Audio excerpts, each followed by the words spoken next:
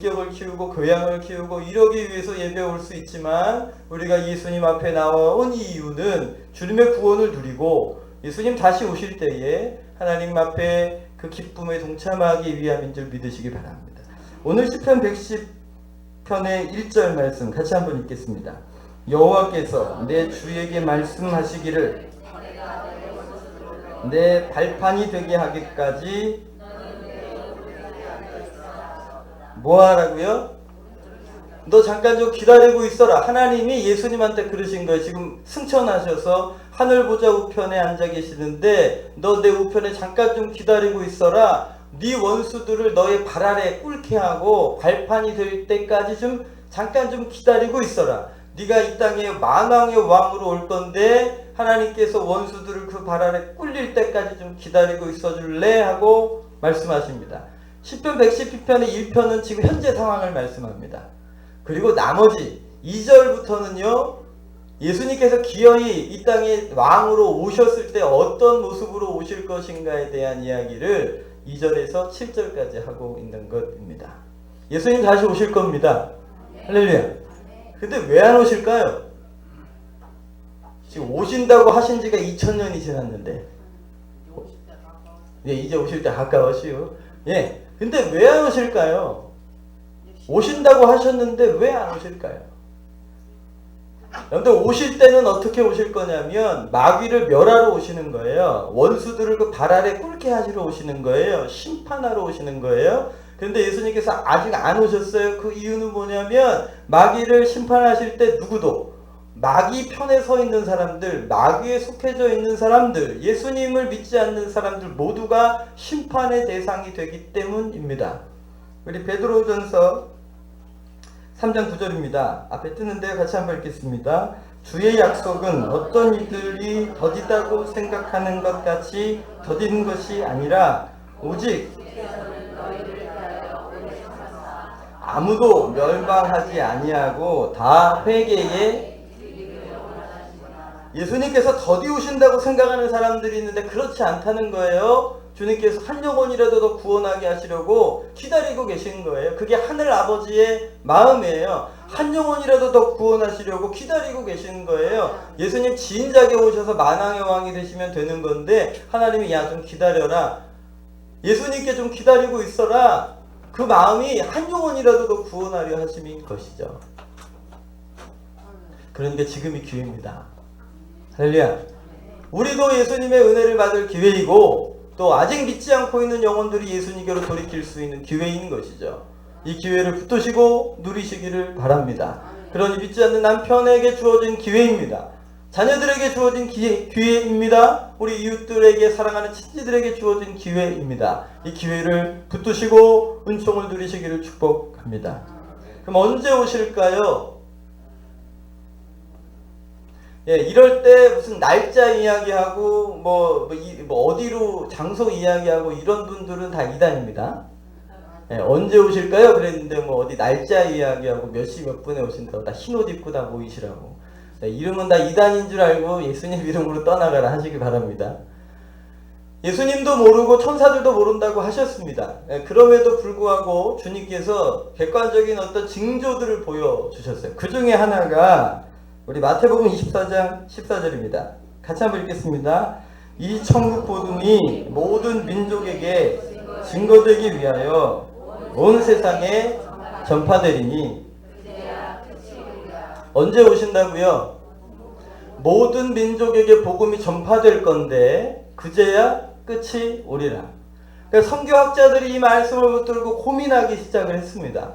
모든 민족에게 복음이 증거된다. 이게 도대체 무슨 이야기인가 해가지고 선교학자들이 모여서 연구를 하기 시작을 했어요. 물론 하나님이 이 기준을 이렇게 얘기해 준 건 아니지만 선교학자들이 어떻게 되는 것이 복음이 전달되는 것인가에 대한 연구를 하다가 모여서 이제 결정을 하고 연구를 했어요. 그래서 선교시계라는 걸 만들었습니다. 거기 그 미전도 족속이라는 기준을 뭐라고 했냐면 한번 읽을까요? 자신의 종족에게 복음을 전파할 수 있는 그리스도인의 자생적인 공동체가 없는 종족 집단. 그러니까 자기 민족에게 동일 민족에게 복음을 전할 수 있는 건강한 자력을 가지고 있는 교회가 존재하지 않는 종족을 미전도 족속이라고 해요. 이 기준을 가지고 쭉 전 세계를 연구했더니 한 22,000 종족이 있더라는 거예요. 이 땅에. 보십시오. 1989년도에 미전도 족속에 대한 연구를 했더니 자기 민족에게 복음이 전달할 수 있는 힘이 있는 자력을 가진 교회가 있는 게 반이었더라는 거예요. 그죠? 그리고 나서 2001년, 2004년, 6년, 8년 조사를 쭉 하면서 목표를 가지고 선교를 시작했더니요. 지금 선교 시기가 어디로 가고 있습니까? 쭉쭉쭉쭉 가서 2010년도에 몇 종족 남았다고요? 1500 종족 남았다고요. 우리가 주님이 언제 오실지 우리는 몰라요. 그러나 주님의 때가 가까이 오고 있는 건 사실입니다. 물론 성경에 이것 말고도 다른 여러 가지 징조들이 있기 때문에 다른 징조들과 함께 있어야 합니다. 그러나 이 말씀만 가지고서도 오늘 우리의 사명이 무엇인지, 그리고 주님이 오실 날이 얼마 남지 않았다는 사실 발견하시고 깨달으시길 바랍니다. 그러니까 여러분, 우리 제자 훈련하면서 유서 쓰기 했었습니다. 나중에 이제 제자 훈련 같이 하시면 유서 쓰기도 해요. 여러분들 언제 죽으실 것 같아요? 아시는 분 계세요? 몰라요. 저도 몰라요. 그런데 유서 쓰라고 해서 저도 펜을 들고 이게 탁 써내려가기 시작을 했는데요. 이거 여러분들 유서를 쓰라면 지금 누구에게 쓰고 싶으십니까? 그리고 그 사람에게 무슨 말을 하고 싶으십니까? 여러분들 끝이 됐다고 생각하니까 기분 묘해지대요. 그러면서 저는 누가 생각이 났을까요? 예, 그렇습니다. 아내가 생각이 났습니다. 아직 아내에게 읽혀주지 않았습니다. 제가 죽어들면 찾아보십시오. 어딘가 있을 거예요. 그런데 정말 죄송해요. 고맙다는 소리밖에 안 나오더라고요.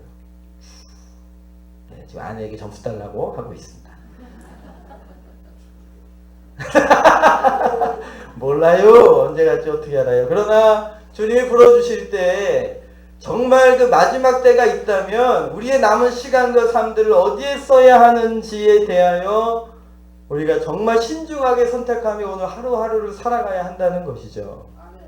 주어진 시간이 얼마 남지 않았는데 말입니다. 여러분들 호스피스 병동에서 마지막 시간들을 보내고 있는 분들이 제일 찾고 제일 아쉬워하고 후회하는 게 뭔지 아십니까? 관계가 깨져 있는 겁니다. 그리고 제일 아쉬워하는 것이 가족들에게 더 잘 해주지 못하는 것들이죠. 그러니까 우리에게 시간이 얼마 남지 않았습니다 라고 얘기를 하면 여러분 어떻게 느끼실지 모르겠지만 우리의 시간을 귀히 여기시길 바랍니다. 가까운 사람들을 사랑하십시오. 이렇게 싸우고 보내기에는 시간이 너무 가고 있어요. 사랑하십시오. 용서해 주십시오. 섬겨 주십시오. 그리고 아직 우리에게 남겨진 이 기회를 통해 믿지 않는 영혼들이 예수님께로 돌이키는 통로가 되시기를 예수님 이름으로 축복합니다. 여전히 그 사람들은요 도망다닐지도 몰라요. 여전히 그 사람들은 왜 이렇게 귀찮게 하냐 그럴지도 몰라요. 그러나 우리는 알잖아요. 이게 얼마 남지 않은 시간인 줄 말입니다. 오늘 믿음으로 가셔서 섬기시는 은혜 있으시기를 축복합니다. 1절에 보니까 예수님께서 하나님 우편에 지금 기다리고 계시거든요. 그런데 그게 영원한 건 아니에요. 주님의 때가 있으실 거예요. 개인의 종말이 오든 이 세상의 종말이 오든 끝은 있단 말이죠. 그럼 그때 예수님 오실 때 어떤 모습으로 오실까요? 2절에 보시면 주의 권능의 귀를 쥐고 오신답니다. 귀가 뭐냐면 이게 여러분들 옛날 왕들이 이게 지팡이 있죠. 권위를 세우는 지팡이 말입니다. 예수님께서 그런 권위의 지팡이를 들고 오실 겁니다. 5절 가보실까요? 5절입니다. 같이 한번 읽겠습니다.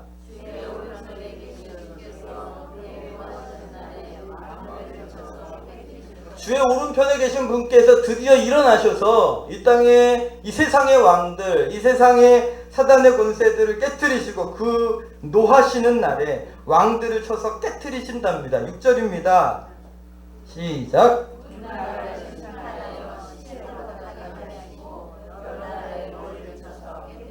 예, 심판하셔서 저 성경의 표현이 약간 좀 무섭지만 시체로 가득하게 하시고 여러 나라의 모를 치신대요. 머리를. 그러니까 예수님 처음에 이 땅에 오실 때는요, 예수님 구원의 주로 오셨습니다. 맞지요? 그러니 어떤 흉악한 죄를 지은 사람에게도 예수님은 구원의 주로 오신 겁니다. 지금도 하늘 보좌 우편에서 우리를 위해 중보하고 계시고 지금도 범죄한 우리를 위해 대언하고 계세요. 하나님 앞에 우리의 죄를 위하여 중재하고 계십니다. 그러나 심판의 주로 오실 때에는요, 마지막 오실 때는 그때는 심판의 주로 오시는 거예요. 원수들을 발 아래 밟으실 거예요. 주님을 대적자들을 심판하실 거예요. 주님께서 그 두려움으로 이 땅에 오실 겁니다. 그러니 주님께서 그 땅에 두려움으로 이 땅에 오시기 전에 그리스도 앞에 돌이키시기를 축복합니다. 그게 지혜죠. 그게 은혜입니다. 할렐루야. 말씀드린 것처럼 주님 편에 있지 않고 마귀 편에 있는 사람들에겐 주님의 오심이 두려움입니다. 맞죠? 그런데요, 그 예수님 편에 서 있는 사람들, 예수님을 믿는 사람들에게는 그날이 무슨 날일까요? 예, 은혜의 날이고 축제의 날입니다. 우리 3절 말씀인데요, 우리 같이 한번 읽겠습니다. 3절입니다.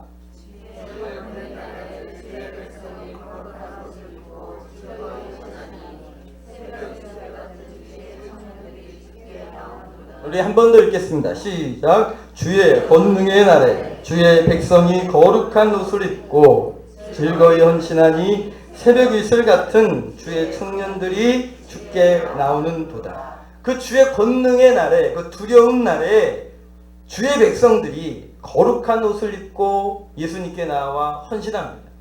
이 장면은 거룩한 옷을 입고 주님께 나와 항복하는 장면입니다. 하나님을 찬양하고 나는 주의 것입니다 드려지는 날인 것이죠. 거기 뒤에 가면 새벽 이슬 같은 주의 청년들이 주께 나온답니다. 새벽 이슬 같은 주의 청년들. 그러면 청년들만 나가는 거예요? 그런 건가요? 우리 말씀을 조금 더 이제 묵상해 보려고 합니다. 여러분들, 주님이 마지막 그 심판의 주로 오실 때에 예수 그리스도를 구주로 고백하고 있는 사람들에겐 축제의 날이 될 것입니다. 만왕의 왕이 오실 거니까요. 여러분, 그러니까 예수님이 이 땅에 오시기 이전부터 예수님을 영접하여 하나님의 자녀들이 된 사람들, 주의 백성들이 그렇게 주님 앞에 헌신되고 드려질 겁니다. 할렐루야. 그런데 거기 보니까 무슨 옷을 입었대요? 거룩한 옷을 입었답니다. 그리고 어떻게 나아간대요? 즐거이 헌신한다고 말씀하고 계십니다. 그들이 거룩한 옷을 입었답니다. 구별된 옷을 입었다는 거죠. 마태복음 22장에 가면 이런 이야기가 있습니다. 한 왕이 자기 자녀의 결혼식을 준비하고 종들을 두루 보내서 초대합니다. 그랬더니 사람들이 저 바쁜데요. 그리고 자기 밭으로 가버리고 장사하러 가버리고 자기 집으로 가버립니다. 그리고 도리어 그 초대하러 온 종들을 잡아 모욕을 하기도 하고 죽이기도 해요. 그러니까 아무도 이 왕의 초대에 반응을 안 하는 거예요. 그래서 그 왕이 그런 대적자들을 진멸하고는 종들에게 명령합니다. 사방으로 다니면서 모두를 아무든지 이 잔치에 초대하라는 거예요. 그래서 뭣도 모르고 지나가던 사람들이 만나서 그 잔치에 초대를 입고 그 잔치에 참여합니다. 이제 왕이 잔치가 열렸는데 그 잔치 안으로 들어가 보니까요, 거기 있는 사람들 중에 예복을 입지 않은 한 사람을 만납니다. 그리고 당신은 왜 이 예복을 입지 않았나? 물어보니까 아무 대답이 없어요. 성경의 표현대로 하면 임금이 사람들에게 말하되 그 손발을 묶고 바깥 어두운 데에 내어 던져라. 거기서 슬피 울며 이를 갈게 될 거다. 그러니까 이 예복을 입지 않은 그 한 사람은요, 바깥으로 쫓겨나 버렸습니다. 거룩한 옷을 입지 않은 사람은 바깥으로 쫓겨내 버렸습니다. 그런데 이런 질문이 들죠. 길거리에서 갑작스럽게 초대를 입은 사람들이 어떻게 예복을 입었을까요? 다른 사람들은.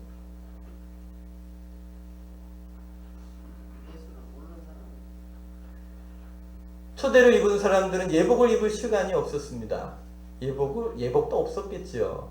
그런데 그 예복은 누가 준 걸까요? 그렇죠. 초대한 임금이 준 겁니다. 그 안으로 들어오는 모든 사람에게 예복을 나눠주었습니다. 값없이 주었습니다. 근데 줬는데 안 입은 사람이 있더라는 거예요.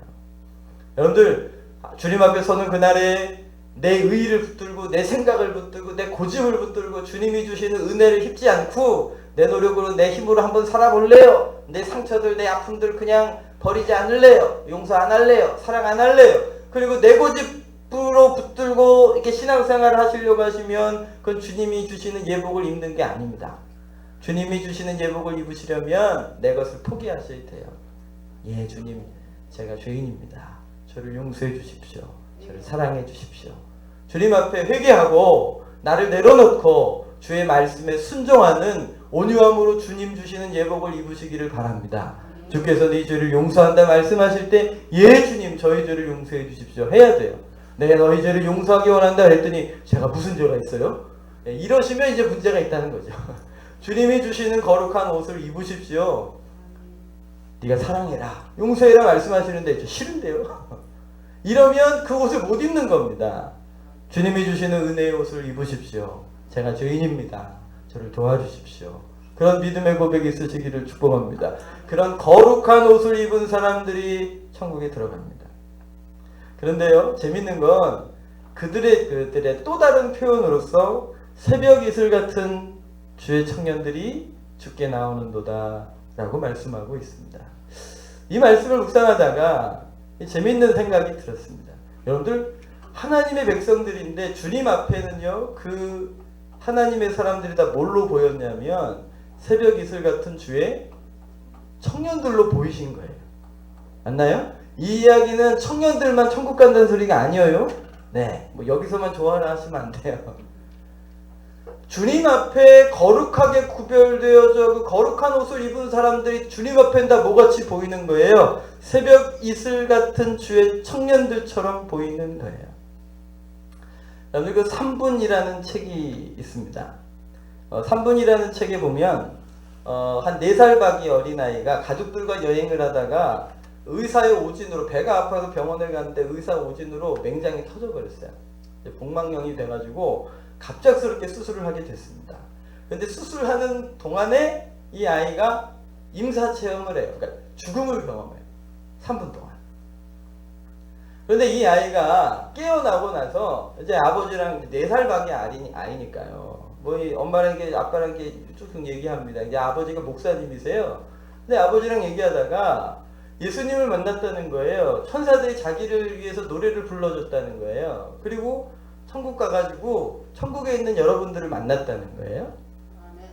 천국에서 만났는데 이제 4살 박이 얘기가 하는 거예요. 그랬더니 거기 가서 그러니까 할아버지를 만났다는 거예요.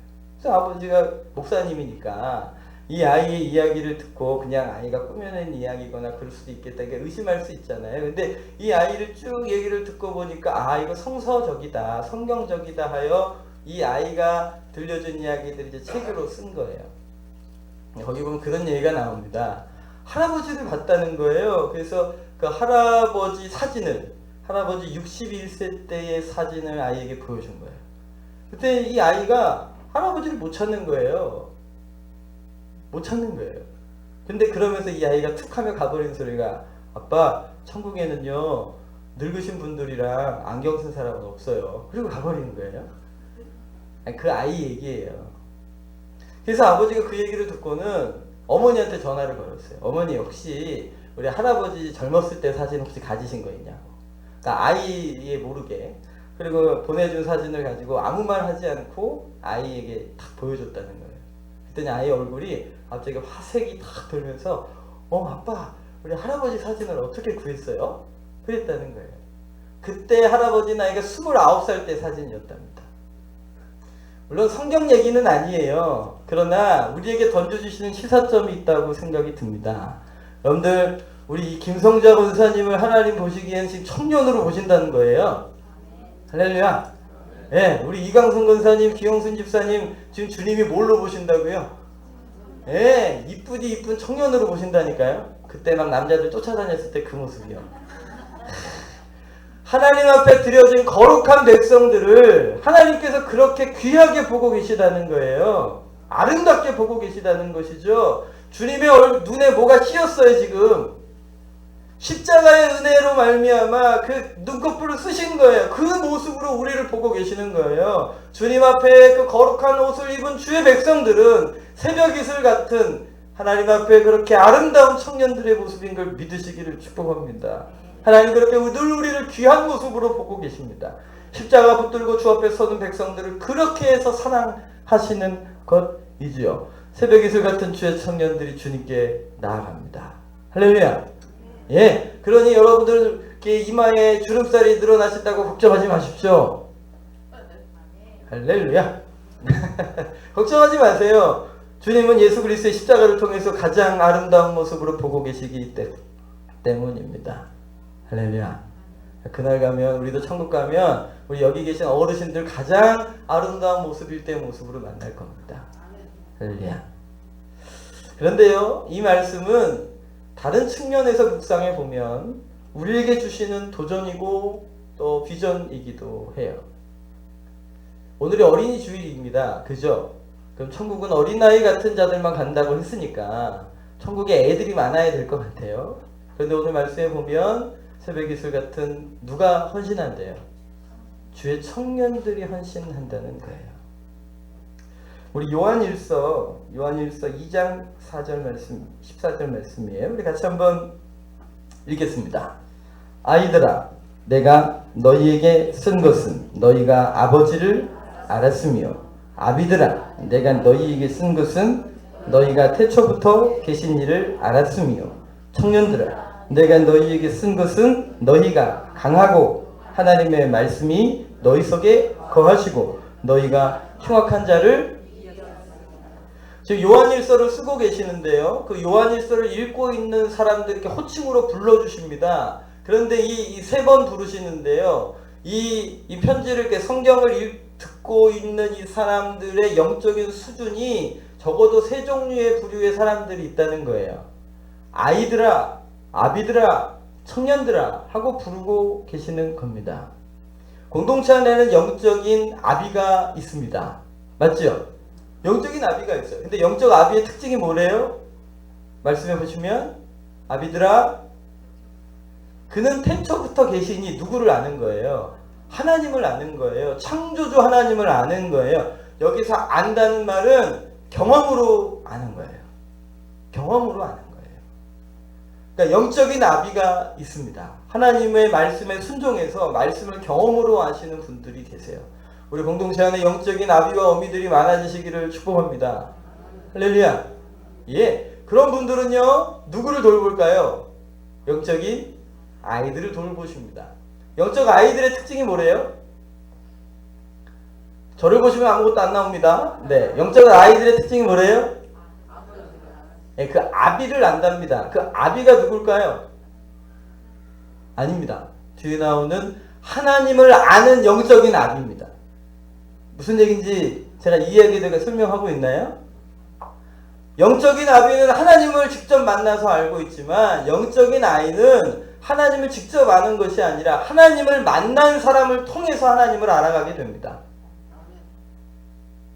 그래서 영적 아이가 청년의 신앙으로 자라가는 그 과정에 누가 필요하냐면 영적인 아비들이 필요한 것이죠. 그 아비들이 본을 보이는 거예요.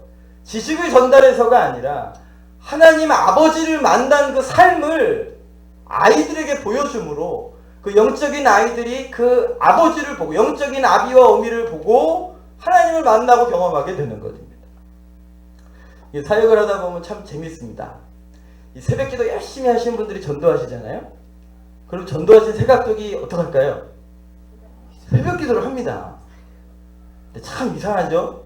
그 주일날 오셔가지고, 일주일에 한 번 오셔가지고, 죄송해요, 오셔가지고 이렇게 잘 조시는 분이 계셔요. 근데 어떻게 하셨는지 모르겠는데 전도를 하셨어요. 근데 참 희한한 거는 주일날 같이 오셔서 같이 졸고 계시다는 거지. 참 헤아리기가 어려워요. 그러니까 전도한 사람을 닮아가요. 새벽기도 하시는 분이 전도하시면, 신앙생활 하는 건 새벽기도 하는 거구나 라고 알아서 쫓아서 새벽기도를 하더라고요. 그러니까 은혜를 빨리 경험하시더라고요. 근데 어떻게 또 주일날 그 조시는 분이 전도를 하셨는지, 전도를 해오셨는데 같이 조세요. 이게 이분은 참 이렇게 이게 성장이 굉장히 느리더라고요. 영적인 아비 어미가 중요합니다. 할렐루야. 그러게요. 영적인 아비 어미를 통해 영적인 너희가 청년으로 자라갑니다. 여러분들 청년의 신앙의 특징이 뭘까요? 청년들의 특징이 뭘까요? 너희가 강하고 말씀이 너희 속에 있고 또 흉악한 자와 싸워 이겼습니다. 이게 청년의 신앙이에요. 청년의 신앙은 강해요. 근데 강한 이유가 뭐가 그 마음 안에 있기 때문이에요. 말씀이 마음 가운데 있기 때문이에요. 죄송하지만 이것은 나이와 같지 않아요. 여러분들 우리의 나이가 우리의 영적인 수준을 결정해 주는 게 아니에요. 나이는 70, 80이 됐지만 말씀이 우리 속에 거하지 못하면 우리의 영적인 수준이 어린아이일 수 있어요. 반대로 어린아이임에도 불구하고 말씀이 그 속에 거하여 강하고 저가 영적으로 말씀에 순종하면서 악한 세력들과 싸우는 신앙을 살아가고 있다면 그 어린아이는 청년인 거예요.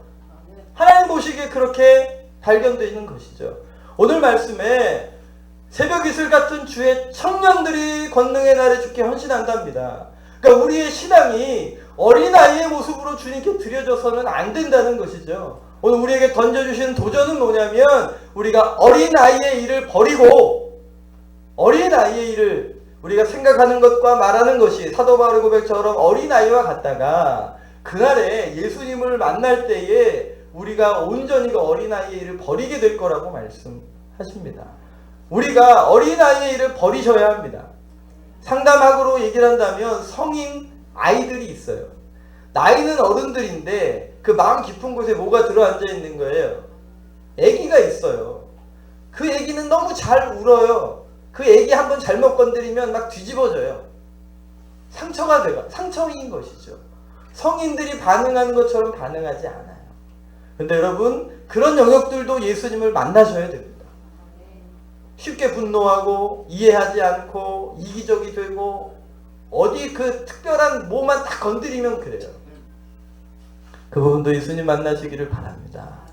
우리가 매일매일 말씀을 통해 기도를 통해 주님을 만나서 영적 어린아이의 일을 버리게 되고 말씀이 우리 안에 거함으로 인하여 순종하고 마귀를 대적하여 싸워 이김으로 하나님이 바라보시는 청년의 신앙으로 장성한 자의 분량에 이르시기를 주의 이름으로 축복합니다. 그러니 주의 말씀을 묵상하고 읽고 배우고 순종하는 일들이 우리에게 필요한 것이죠. 여러분들을 청년처럼 바라보실 뿐 아니라 우리의 실제적인 신앙의 모습이 청년으로 자라가기를 원하시는 것입니다. 할렐루야. 우리 마지막 7절 말씀을 같이 한번 읽겠습니다. 7절입니다. 같이 한번 읽을게요. 이 시편 110편의 마지막 장면은 마치 영화의 한 장면같이 묘사를 하셨습니다. 주인공이 막 전쟁을 치르고 이겼습니다. 모든 일을 다 끝냈습니다. 그리고 그 땅이 범벅이 된 그 몸을 가지고 시냇물이 흐르는 그 물에 목을 탁 축이고 그 만족과 그 환희의 얼굴로 고개를 탁 드는데 그 눈빛을 쫙 크로우즈업 해주는 거죠. 예수님께서 그 심판의 때를 완성하시고 만왕의 왕으로 등극하실 때에 주님께서 그 시냇물을 드시고 만족함으로 그 얼굴을 드신다고 성경은 말씀하고 계십니다. 할렐루야. 그런데 여러분 예수님은요 당신 머리만 드시는 분이 아닙니다. 우리 시편 3장 3절인데요. 같이 한번 읽겠습니다. 시작. 여호와여 주는 나의 방패시요 나의 영광이시요 나의 예수님 어떤 분이라고요? 나의 방패시고 나의 영광이고 나의 머리를 드시는 분이십니다. 고백했습니다. 이 시편 3편은요 언제 쓴 시냐면 다윗의 아들 압살롬이 반역을 일으켜서 다윗이 그 다윗성을 지키지 못하고 지금 도망가는 중이에요. 자기 아들이 배반을 했어요. 거기다가 자기는 그 성을 지킬 능력이 없어서 지금 신을 벗고 도망하고 있는 상황이에요. 얼마나 비참한 상황입니까? 얼마나 한심한 상황입니까? 얼마나 고통스러운 상황입니까? 실패했죠. 무너졌습니다. 그런데 그 중에 도망가면서 하면서 지은 씨가 시편 3편이에요. 근데 그의 고백이 뭡니까? 그 순간에도 누구를 고백하는 거예요? 하나님을 고백하는 거예요. 뭐라고 고백하나요? 주는 나의 향패십니다. 주는 나의 영광이십니다. 그분은 앞으로 나한테 어떻게 하실 분이라고요? 장차 내 머리를 드시는 분이라는 거죠. 내 인생은 이렇게 수치의 자리로 끝날 것이 아니란 소리입니다. 지금 당장 어렵고 지금 당장 힘들고 지금 당장 곤고한 문제 가운데 있지만 하나님 절대 나를 이 상태에서 끝내지 않을 거란 믿음이 있었던 것이죠. 예수님께서 전쟁을 치르시고 만왕의 왕으로 등극하셔서 그 고개를 드셨던 것처럼 주의 백성들, 거룩한 옷을 입고 헌신된 하나님의 백성들, 주님의 거룩한 새벽이슬 같은 주의 청년들을 그냥 두시지 않고 저들의 고개를 들게 하시겠다는 거예요. 여러분들 수치를 당치 않게 하실 것입니다. 부끄러움으로 남겨두시지 않을 겁니다. 예수님의 이름을 부르는 사람들에게 수치를 당치 않게 하시고 저들의 기도에 풍요롭게 응답하시고 누구든지 주의 이름을 부르는 자마다 구원을 얻으리라 약속하고 계시는 것이죠. 예? 그러니 그날이 오기 전에 미리 헌신하시기를 바랍니다. 할렐루야! 그날이 오기 전에 미리 드려지시기를 바랍니다. 예수님께서 그렇게 드려진 백성들을 부끄러움을 당치 않게 하신다. 수치를 당치 않게 하신다. 기어이 우리의 연약함을 만져주셔서 우리를 회복시켜 주시는 줄 믿습니다. 기억하십시오. 주의 거룩한 백성들이 거룩한 옷을 입고 주께 즐거이 헌신하는 그때 새벽 이슬 같은 주의 청년들이 주께 나올 겁니다. 그 청년이 누구예요? 접니다. 그 청년들이 누구예요? 예, 여러분들이십니다. 여러분들 주님이 우리를 그 귀한 청년의 때로 보고 계신다는 사실을 믿으십시오. 가장 아름다운 모습으로 우리를 바라보고 계심을 믿으십시오. 뿐 아니라 우리에게 그런 청년의 신앙으로 자라가기를 원하고 계시다는 사실을 믿으십시오. 그래서 예수님께 투항하면, 예수님을 의지하면 기어이 우리의 머리를 드시는 분이심을 믿으시기 바랍니다.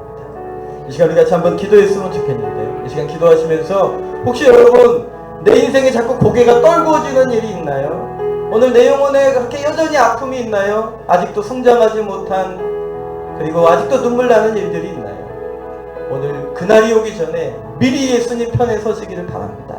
미리 예수님께 드려주시기를 바랍니다. 예수님이 내 인생의 주인이십니다. 저의 삶을 붙잡아 인도해 주십시오. 주의 이름을 불러 수치를 당치 않게 하시고 머리를 들게 하시는 주님을 찬양합니다. 주님 도와 주시옵소서. 우리 이렇게 주여 크게 치시고 기도하겠습니다. 주여!